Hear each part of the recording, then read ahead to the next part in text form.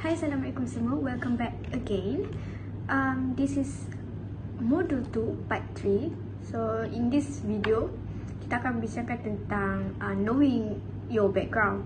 So, previously kita dah bercakap pasal strength and weakness. Kita dah kenal pasti apa kita punya kemahiran, apa kita punya kekuatan dan kelemahan. Okay, so dalam video ni kita akan knowing your background ataupun knowing where you are right now. Okay, so especially untuk student yang fresh graduate lah, untuk student ataupun fresh graduate, ingat satu benda, there is no lambat in career. Everyone has a different timing. Like I say, tak ada yang lambat, okay? Setiap orang have a different starting point. So don't worry, jangan rasa macam awak ni saya dah terlambat lah macam tu, tak. Jangan rasa macam tu. It's okay.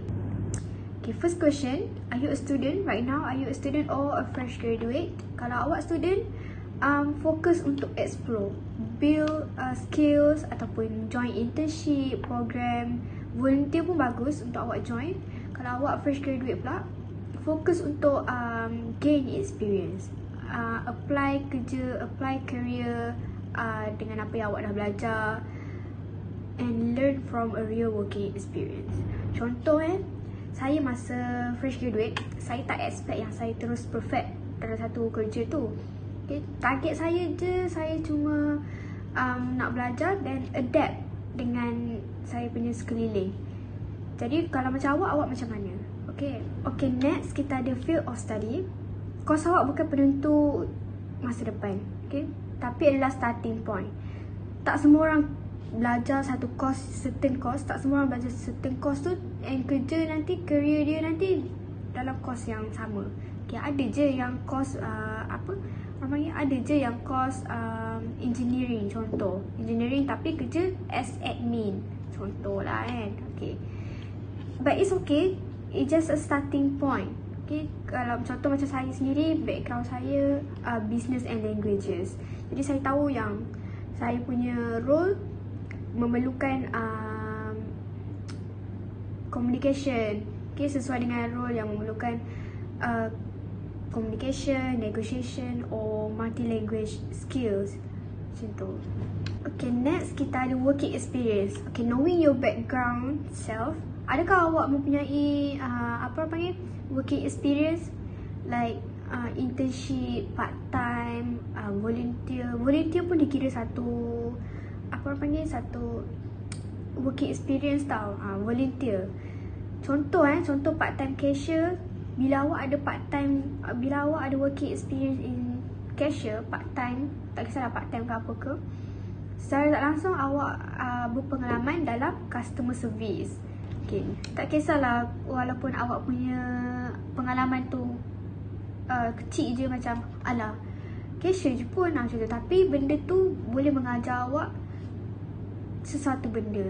Macam saya, benda ni adalah komunikasi je dengan orang, communicate je dengan orang, tapi benda tu actually bawa impact yang besar. Okay, awak boleh komunikasi dengan orang yang pelbagai jenis, pelbagai perangai lah, macam tu orang kata. Setiap orang ada perangai beza, betul tak? Okay guys, sekali lagi saya nak tekankan, jangan fikir oh aku dah lambat. Tak. Okay, there is no lambat in career. Awak jangan fikir macam alamak aku dah lambat, orang lain semua dah berjaya bla bla bla. No, tak, jangan fikir macam tu. Ada je orang lain yang start lambat tapi elok je, macam tu. Tapi awak jangan fikir macam, awak jangan compare diri awak dengan orang lain. Okay, awak just fokus untuk untuk awak hanya fokus untuk improve awak punya weakness and so on lah, macam tu.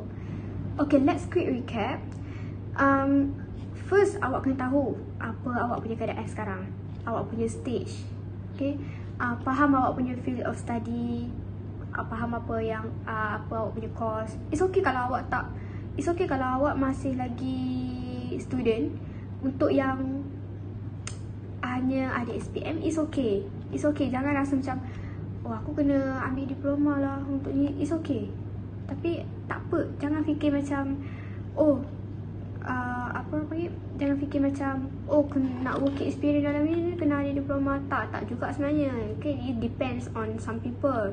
Okay, And hargai your working experience. Okay, awak punya pengalaman kerja tu tak kisahlah sekecil-kecil apa pun, even tolong mak awak berniaga pun is a working experience sebenarnya tau. It's okay.